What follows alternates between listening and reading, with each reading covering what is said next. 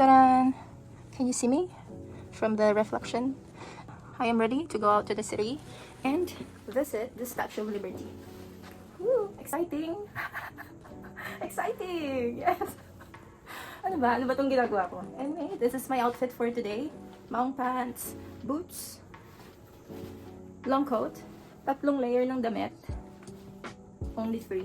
Feeling ko hindi siya enough. My curly hair from the bun last night sa duty. Hindi na ako nakaligo. It is so cold. I cannot. My gloves. Scarf. I hope makatulong yung scarf. For sure. Ito, ganito. Pang cover lang sa mouth para makahinga ako sa bibig. Nagkakasipon na ako. So, we'll see anong mangyayari sa atin after the visit. So, see you, Statue of Liberty!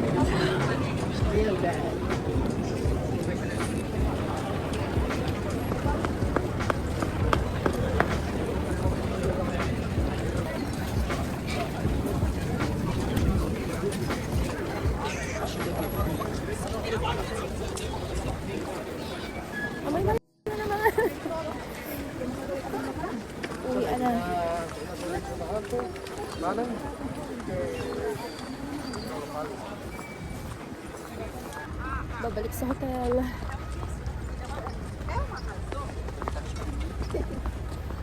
Grabe. Ang taas ng yelo pero matulaw na.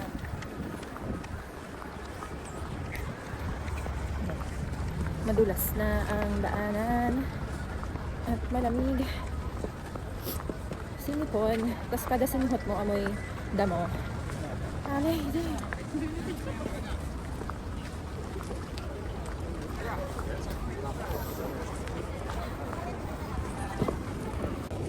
Uy, 1 daw.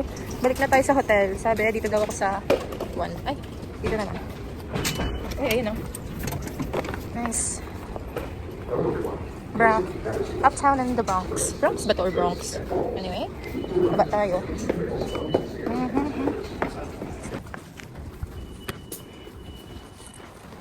Ayan na. Grabe naman yung ano, Ibe. Ang fang, Ibe. Ay, ayan na yung train. Ay, baka magsara na.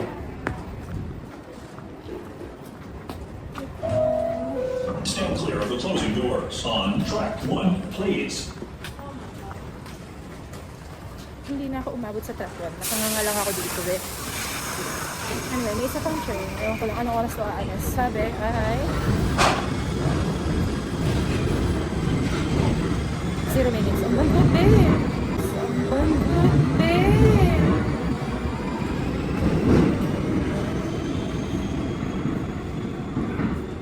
Pero ito, may isa pang train. Wow, promise. Ay, shucks. Amazing! IFES, di ba? Ano ba yan? Ito na, yung train natin will leave in 4 minutes. Now it's 12:40. Tayo ngayon sa may isang train sa likod natin. Sakay na daw, sabi. Ba't mag-picture tayo dito? Bantot eh. Sakay na ako.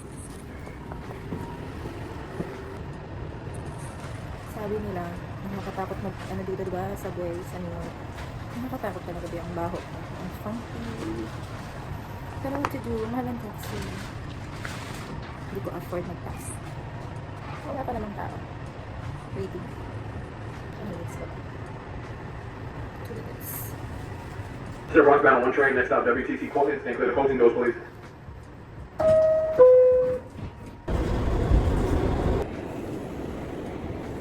Grabe naman ang hairstyle. Pinamagnet na. Sobrang ano. Sobrang friction. Yung iba natatakot sa subway dito. Nakakatakot na. Pero, ang mahal ng taxi. Diba? Kaya, for the subway lang ako. Kunti lang naman yung tao.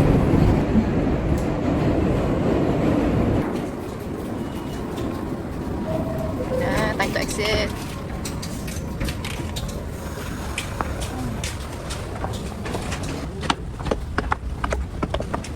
Police. Saan na ba ako punta? Pabalik ng hotel ay... Ano ba? Ay, naingit ako kay ate. Gusto ko rin ng kape niya. Wait, pala. Bakit ako tumawid?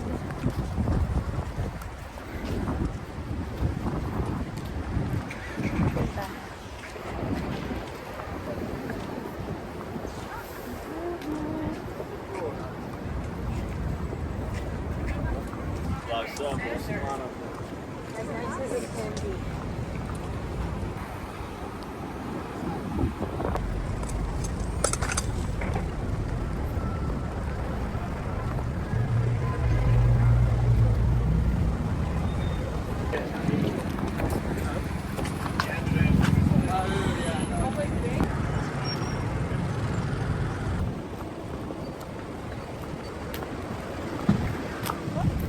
Open ata to.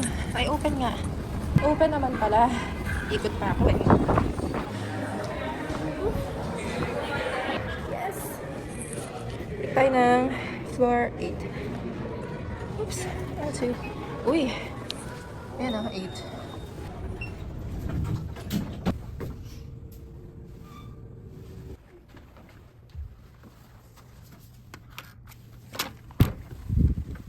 Welcome home.